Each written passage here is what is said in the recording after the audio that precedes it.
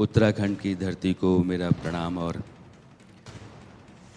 उत्तराखंड विधानसभा के अध्यक्ष माननीय रितु खंडूरी जी और आप सभी गणमान्य अतिथि।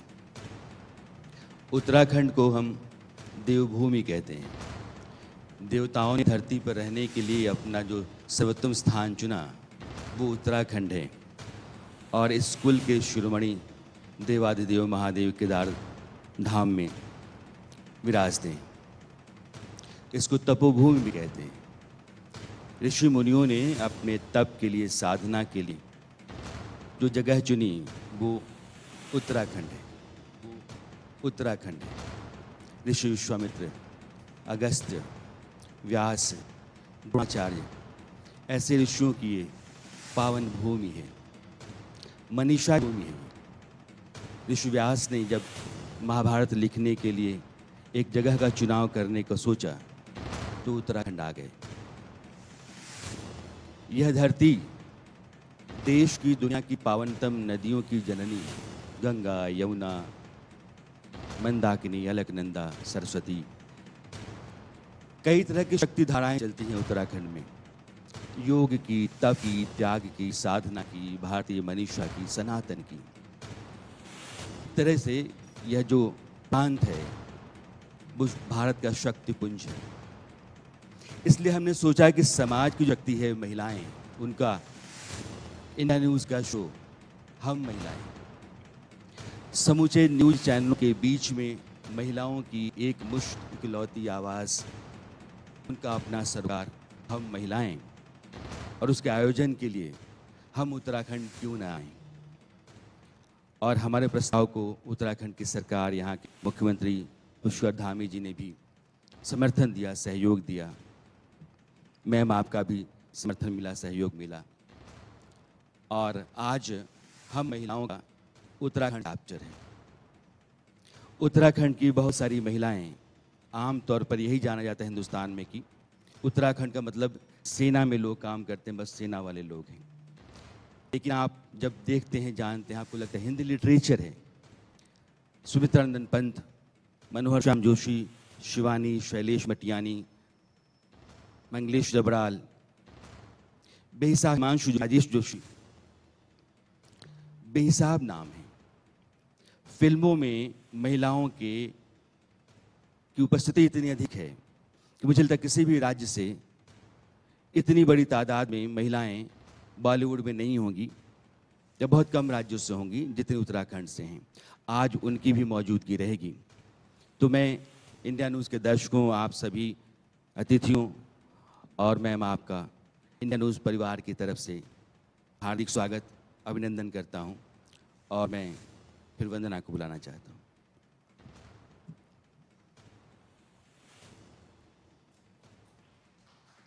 Thank you Rana sir for enlightening us. तो चलिए कार्यक्रम की शुरुआत करते हैं। हमारा पहला सेशन राजनीति और महिलाओं पर आधारित है। मैम हमारे साथ हैं रितु खंडूरी जी, विधानसभा अध्यक्ष, और मेरी सहयोगी रचना बंसल को मैं बुलाना चाहूँगी। स्टेज पर आइए और कार्यक्रम की शुरुआत करते हैं। पहला सेशन।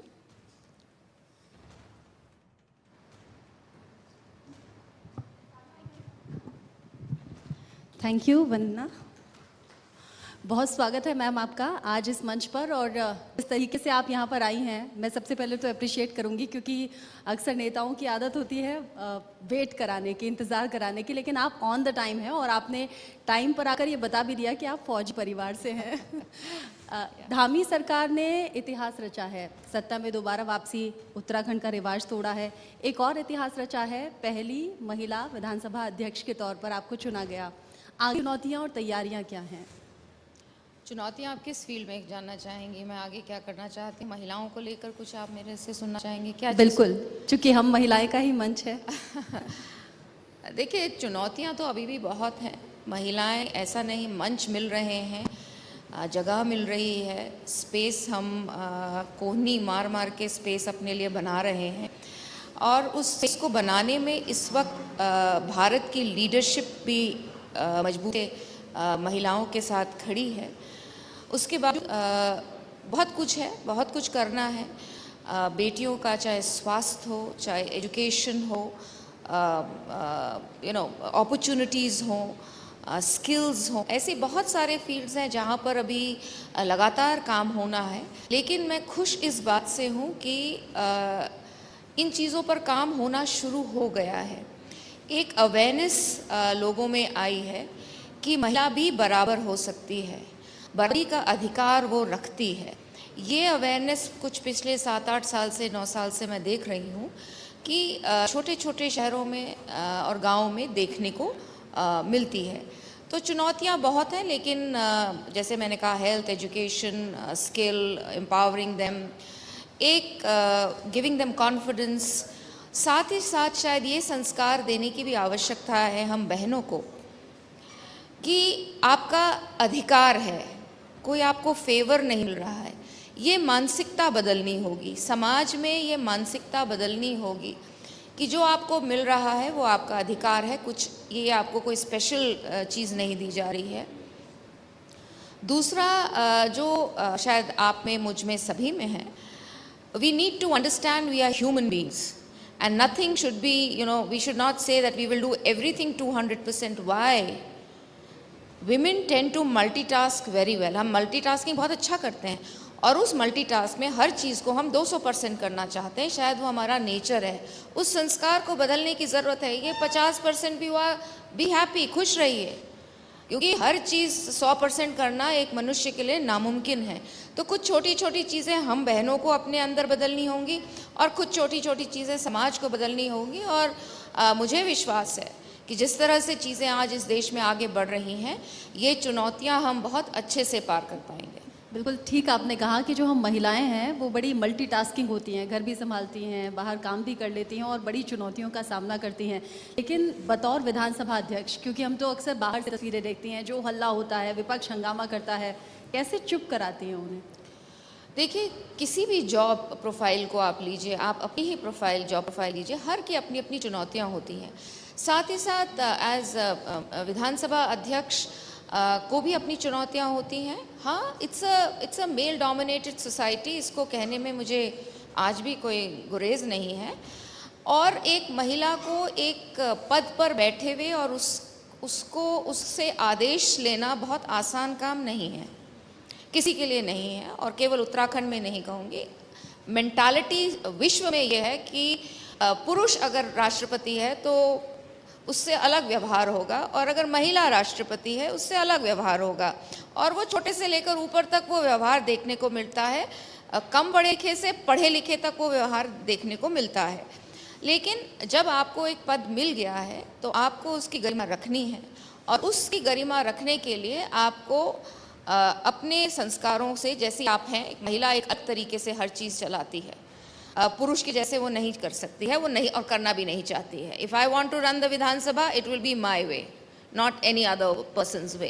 तो हम एक तरीके से चलाते हैं। मैं मेरा नेचर है कि मैं थोड़ा डिसिप्लिन्ड तरीके से चाहती हूँ चलाएं, लेकिन विधायक जो होते हैं वो भी समझते हैं इस चीज़ को कि एक सिस्टम बन जाता है, और वो सिस्टम बनाने में आपको कभी हफ्ता लग जाता है, कभी साल लग जाते हैं। So I been lucky that I have got a lot of support from the MLAs, and हंगामा होता है, हल्ला होता है, लेकिन एक अध्यक्ष के तौर पर मैं उसको संभालती हूँ और काफ़ी अच्छे से संभालती हूँ। उसके लिए आपको बहुत बहुत बधाई। और मैं फिर कहूँगी, एक महिला ही है जो ये सब कुछ कर सकती है, मल्टीटास्किंग है, इसलिए गर्व भी महसूस होता है कि हाँ, हम महिला हैं। आपने कहा हल्ला होता है, शांत कराना होता है। विधानसभा में अध्यक्ष के तौर पर आप बड़ी जिम्मेदारी संभालती हैं। विधानसभा जो एक राज्य के कानून वहाँ पर बनते हैं, उन पर डिस्कशन होता है। कुछ कानूनों को लेकर इन दिनों चर्चा बहुत ज़्यादा है। UCC पर आप कुछ कहना चाहेंगी? देखिए, मैं तो UCC पे काफ़ी बार बोल भी चुकी हूँ और मैं उसकी पक्षधर हूँ। और don't take it as a political answer.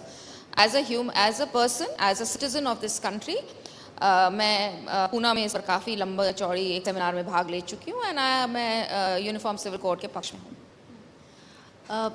ये बताइए, क्योंकि आपने समाज सेवा भी लंबे वक्त तक की है, हालांकि राजनीति में भी समाज सेवा ही होती है, लेकिन टफ क्या है आपके लिए, समाज सेवा या फिर राजनीति में रहना? कि ऐसा है, अगर आप किसी चीज़ में कूद पड़े हैं या आ गए हैं, जैसे मेरी डेस्टिनी थी कि मैं यहाँ आ गई हूँ, आपको उसको एंजॉय करना होगा, पैशन के साथ करना होगा। और जब आप किसी चीज़ को एंजॉय करते हैं और पैशन के साथ करते हैं, तो कोई भी चीज़ खराब या कठिन या टफ नहीं लगती है।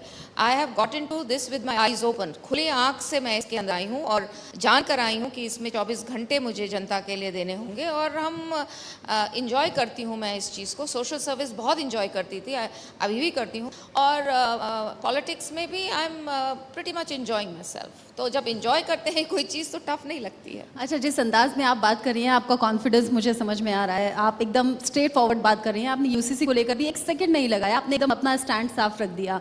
विधानसभा में फर्जी भर्ती को लेकर भी आपने यही कॉन्फिडेंस दिखाया और एकदम कट टू कट फैसला किया। बड़ी चर्चा रही उसकी भी। जी, वैसे तो सब जुडिस है, ज़्यादा बोलना नहीं चाहूँगी, लेकिन मैंने कानून को फॉलो किया।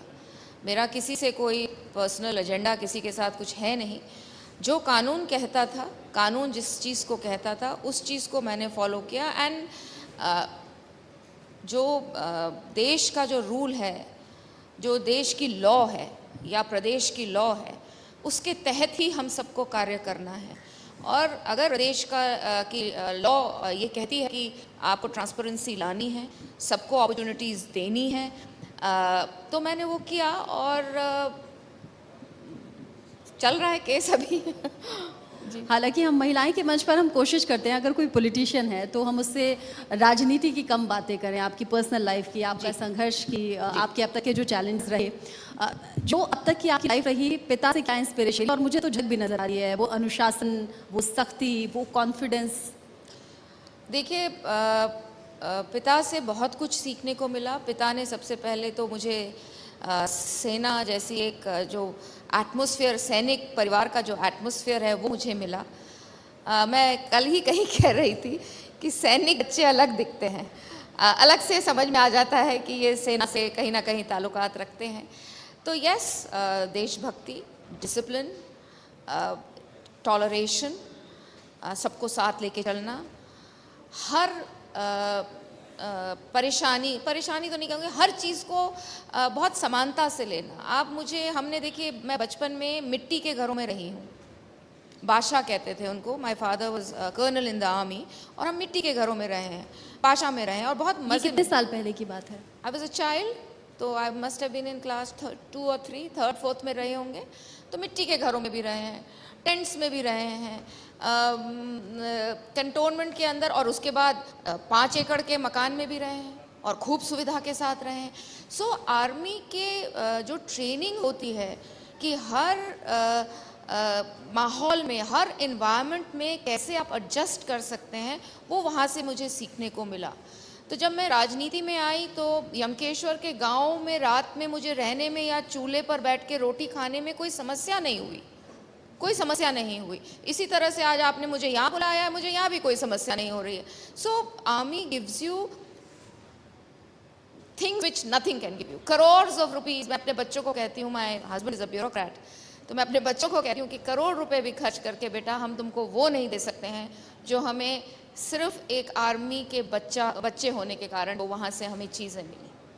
अच्छा, पापा का ट्रांसफ़र जब होता था, अलग अलग जगह, आपको अलग अलग जगह रहने का मौका मिला, पढ़ने का मौका मिला। उत्तराखंड की आप बेटी हैं, आपने ग्रेजुएशन यूपी से की, आपने पोस्ट ग्रेजुएशन राजस्थान से की। सबसे अच्छा क्या लगा? अब ये मत कहिए मैं तो उत्तराखंड की बेटी हूँ तो मुझे यही अच्छा लगेगा। नहीं, मुझे देखिए ऐसा है कि पूरा देश घूमने का मौका मिला अपने पिताजी के साथ। हर 3 साल में ट्रांसफ़र होता था, तो कभी हम सिकंदराबाद हैं, तो कभी हम पूना हैं, कभी हम नगरोटा जम्मू कश्मीर हैं, तो अभी हम बेंगलुरु सिलीगुड़ी हैं। तो हम लोगों ने बहुत ट्रैवल किया, तो बहुत आनंद आता था। साथ ही साथ जो आपने कही स्कूल बदलने की बात, उससे भी सीखने को मिलता है।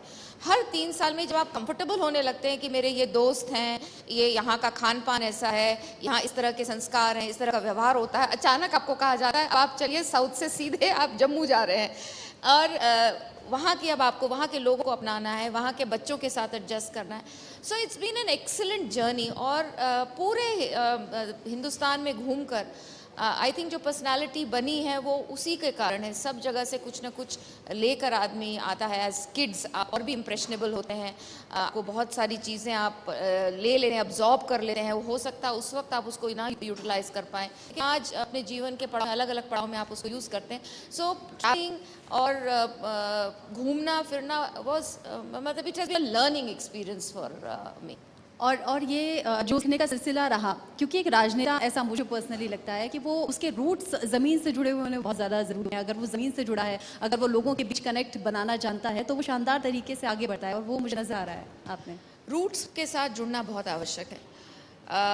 मैं जब पहली बार 2017 में राजनीति में आई, तो मैं उससे पहले राजनीति में नहीं थी।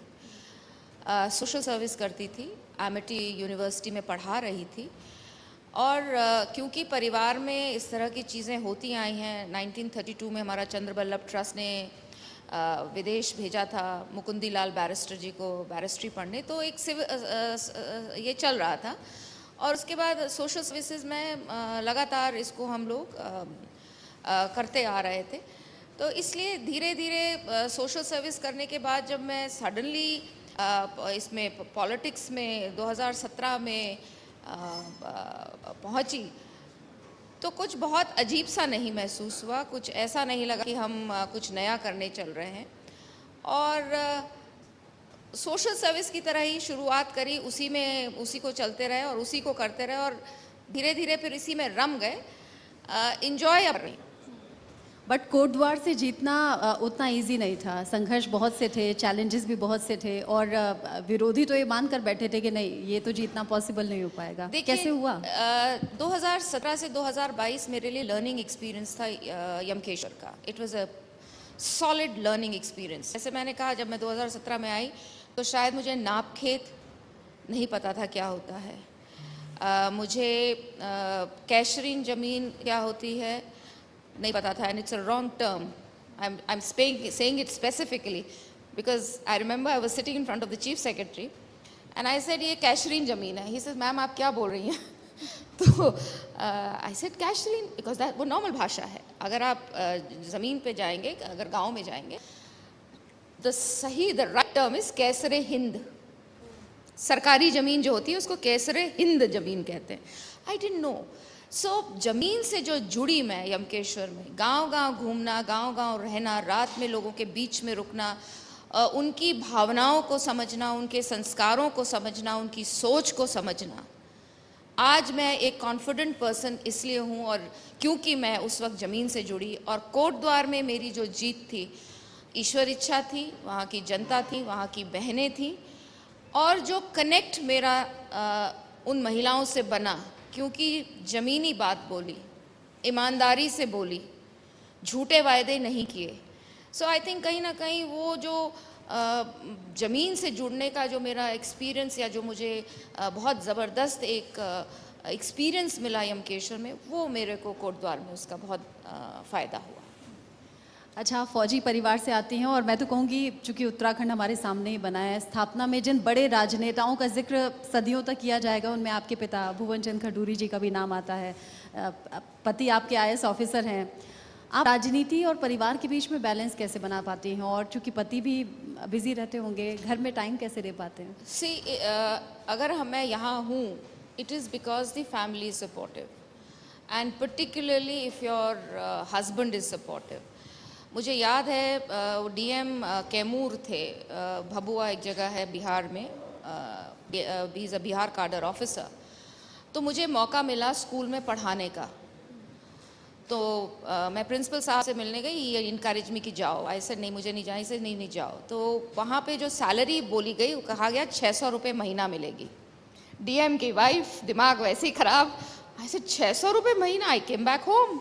ऐसे 600 रुपये महीना में मैं काम नहीं करूँगी। He says are you crazy? तुमको मौका मिल रहा है बच्चों के साथ जाने का। सो ही पुश्ड मी।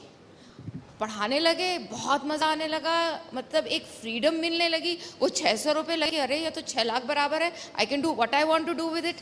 मतलब एक फीलिंग ऑफ एम्पावरमेंट। सो अगर आपके घर में सपोर्ट है, विच इज़ वेरी इंपॉर्टेंट, चाहे वो हस्बैंड हो, चाहे वो वाइफ हो। मेरे पिताजी का कहना ये है कि अगर मेरी माँ 200% उनकी राजनीति में बाहर रह के नहीं देती, तो वो नहीं होते जो वो आज हैं। इसी तरह से मैं कहूँगी, अगर मेरे हस्बैंड, मेरी मदर इन लॉ, मेरे बच्चे मुझे आज यहाँ सपोर्ट नहीं करते, I wouldn't have been here. Covid में मेरा बेटा पड़ा था, और मैं महिला मोर्चा की अध्यक्ष होने के नाते उत्तराखंड में काम में लगी हुई थी। Because my son told me that is also important, I am fine. So ये सपोर्ट को घर से मिलता है तो शायद आप और स्ट्रेंथन होती हैं और का काम और आसान हो जाता है. सो आई बीन वेरी लकी कि एजुकेशन बहुत अच्छी दी मेरे पेरेंट्स ने मुझे. मेरे भाई और मुझ में कभी फ़र्क हमने देखा नहीं. वैसे उत्तराखंड में था भी नहीं कभी भी बेटी और बेटे में मैंने आज तक फ़र्क. अब हो रहा होगा, थोड़ा बहुत दिखता है, लेकिन हमारे समय में, हमारी जनरेशन में बेटा बेटी बराबर थे. In fact you will be surprised, मेरी 4 बुआएं सारी वनस्थली में पढ़ी हैं. And in 1960s my Taoju and my buas all went abroad to study, to do PhDs. तो हमने कभी फ़र्क देखा नहीं. ये जो नई चीज़ आती है समाज में, अब तो थोड़ा फिर सुधर रहा है. बीच में बहुत गड़बड़ जो दिखता था वो मुझे बहुत हैरान करता था. So I been very lucky, very good education, very good पिताजी माँ की तरफ से बहुत अच्छे संस्कार, बहुत अच्छी पढ़ाई, और पति से और पति के पूरे परिवार से बहुत ज़्यादा support. Just go. My mother in law used to tell me, तुम जाओ, तुम अपना बैग उठाओ और तुम जाओ, पीछे घर मैं देखूं. सो बहुत बड़ा सपोर्ट था. And that is why I think I have been able to do well in whatever field I have gone in. जब भी रितु खंडूड़ी की बात आती है तो लोग खंडूड़ी की तरफ देखने लगते हैं, उनके कामकाज को, उनका जो अपनी कार्यशैली थी उनको. आपको भी देखा कि 5 मिनट पहले पहुंच गए. वो जहाँ पर भी कार्यक्रम होता था 5-10 मिनट पहले पहुंच जाते थे. और मुझे एक वाकया याद है, कार्यक्रम में दरी बिछ रही थी, वो पहुँच गए. तो ऐसी चीज़ें हैं. और कोई ऐसा वाकया जो आप यहाँ से जीत कर गए दिल्ली में, आपको बताया हो, आप इनकी बेटी हो, आपको याद है ऐसा कोई मोमेंट हो जो लोगों को? गांव में बहुत होते हैं. अगर एक मुझे याद आता है, यमकेश्वर की बात बताऊंगी. मुझे एक बहुत ही बुजुर्ग थे, उन्होंने बुलाया और मैं उनके पास गई और उन्होंने केवल एक बात कही, तुम जानती हो तुम किनकी बेटी हो? मैंने कहा जी जनरल साहब की. तो जनरल साहब की तरह ही तुम्हें आगे बढ़ना है, ईमानदारी से काम करना है, डिसिप्लिन से रहना है, प्रदेश और देश के लिए काम करना है. तो वो इट टच्ड भी. और समय के पाबंदी, तो अगर मैं कहीं लेट पहुंचती हूँ तो शुरुआत ही इससे होती कि आपके पिताजी तो ऐसा नहीं करते थे.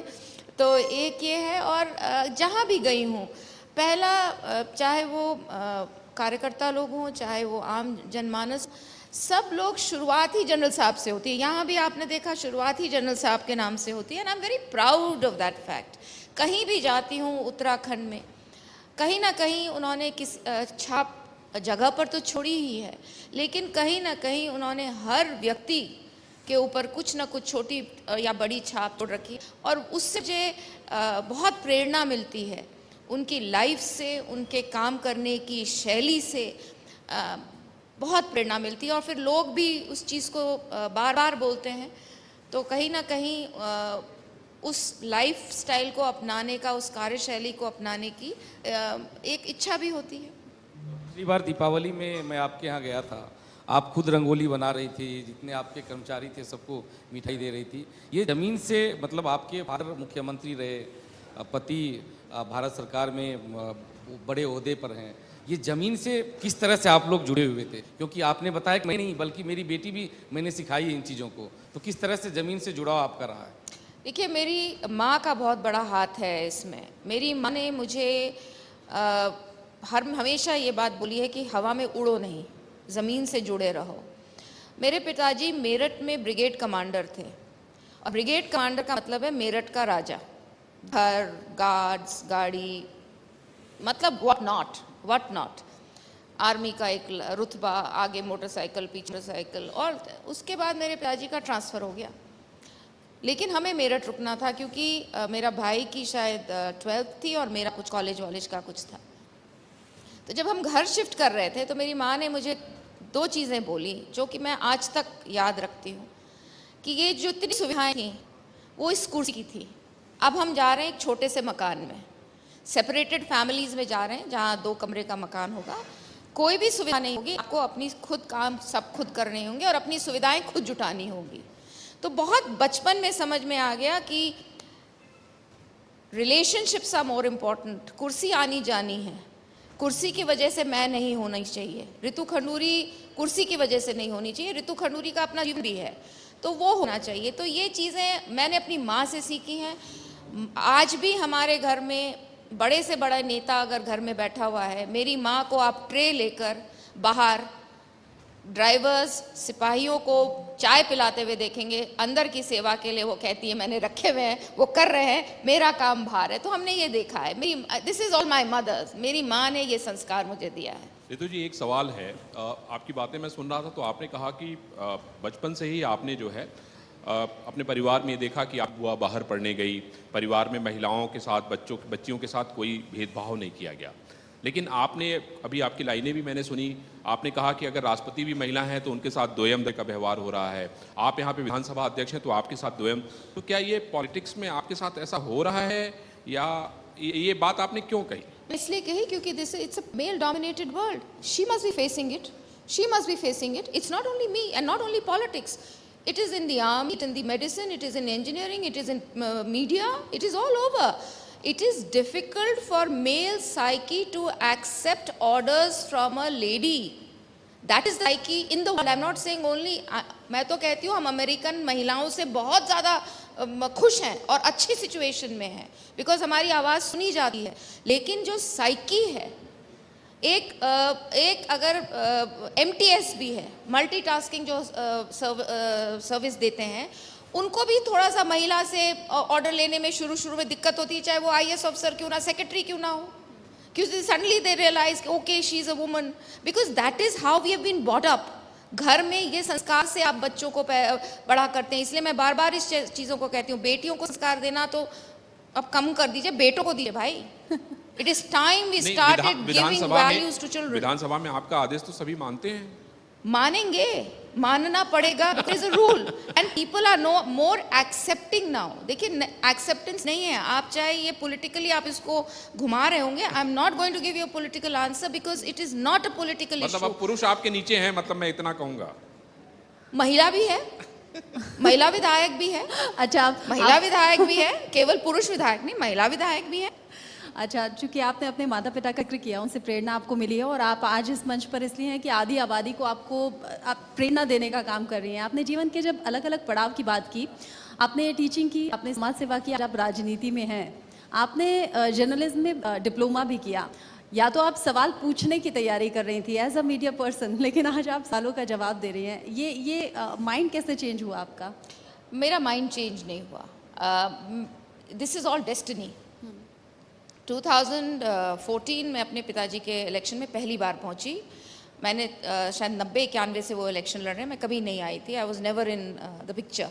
तो जब मैं आई और मैंने उत्तराखंड की गढ़वाल कॉन्स्टिट्यूंसी उनके साथ देखी, घूमी, उस वक्त मुझे रियलाइज़ हुआ कि मैं यहाँ पर अपने NGO के साथ, जय दुर्गा सामाजिक कल्याण संस्था मेरे NGO का नाम है, जय बल्लभ मेरे दादाजी थे और दुर्गा देवी मेरी दादी थी, उसको लेके मैं जब मेरे को लगा कि I can do a lot of good, so मैंने सोशल सर्विस उस समय से फिर शुरू कर दिया। तो it had coming in and then suddenly किसी की बेटी तो हूँ ही, तो शायद उस कारण से लोगों ने मुझे ज़्यादा नोटिस करना शुरू कर दिया और कहीं ना कहीं उनको लगा होगा कि maybe she can come into politics. तो इट्स ऑल डेस्टिनी। ना मेरे पिताजी ने, ना मैंने कभी सोचा था कि हम राजनीति में आऊँगी।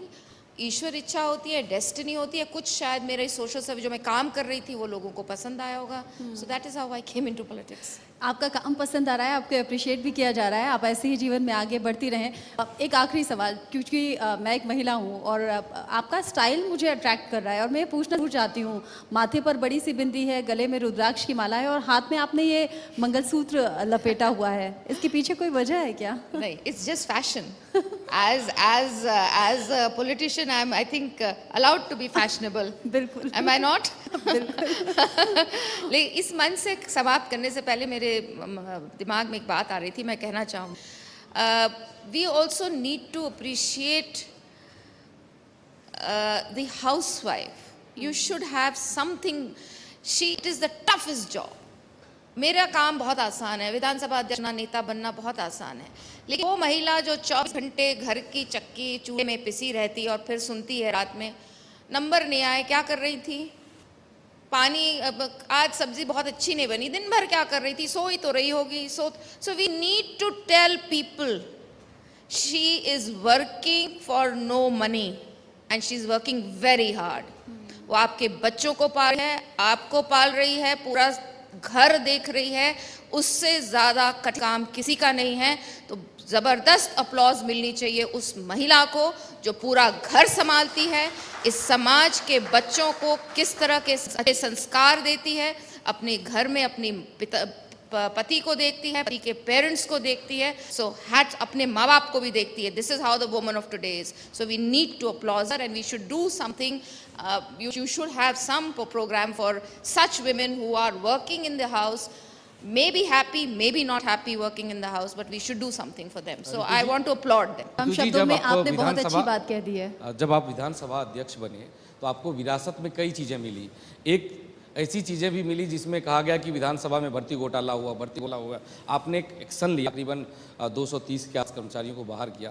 किस तरह से झेलना पड़ा? जब इस तरह के आप एक्शन लेते हैं और देश में पहली बार हुआ, तो किस तरह से अपने ही लोगों से झेलना पड़ा होगा? किस तरह का था वो पूरा पल? किस तरह से? देखिए, कोई भी सिचुएशन जब कुछ आप चीज़ करते हैं, कोई टफ चीज़ करते हैं या टफ डिसीजंस लेते हैं, तो आपको मेंटली स्ट्रांग होना पड़ता है, आपको टफ होना पड़ता है, आपको ये निर्णय लेते समय इन चीज़ों के लिए तैयार होना पड़ता है कि सिचुएशन विल गेट टफ। ये सिचुएशन नहीं थी, ना मेरे लिए भी इजी सिचुएशन नहीं थी। To remove 228 is not an easy decision to take. लेकिन जब आपने वो मन बनाया है कि मुझे कानून के दायरे रहते हुए काम करना है, कानून के लिए काम करना है, प्रदेश हित में काम करना है, तो फिर आप हर चीज़, हर क्रिटिसिज्म को ले रहते हैं, हर कोई भी चीज़ आपकी तरफ फेंकी जाए उसके लिए आप तैयार रहते हैं। सो मेंटली आपको स्ट्रांग होना पड़ेगा। जब आप स्टेट के लिए, देश के लिए, किसी चीज़ के लिए भी आप अगर स्ट्रांग निर्णय लेना चाहते हैं तो नेचुरल बात है कि कुछ ना कुछ आपको उसमें परेशानियां आएंगी, लेकिन डरना या घबराना नहीं चाहिए, लगे रहना चाहिए। और आप बहुत अच्छे से अपने काम में लगे हुए हैं। फ्यूचर के लिए आपको बहुत बहुत शुभकामनाएं। और जैसा आपने महिलाओं की बात कही है, तो आज दिन भर इस मंच पर आपको ऐसी बहुत सी महिलाएं दिखेंगी जो हाउसवाइफ होने के साथ साथ बड़ी जिम्मेदारी निभा रही हैं। बहुत बहुत शुक्रिया ma'am, thank you. Thank you so much.